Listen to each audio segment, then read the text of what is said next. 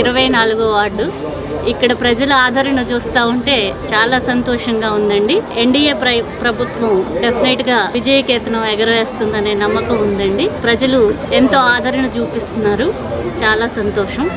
ప్రతి ఒక్కళ్ళు సైకిల్ గుర్తుకి ఓటేసి నరేంద్ర వర్మ గారికి, కృష్ణప్రసాద్ గారిని గెలిపించమని ప్రార్థన.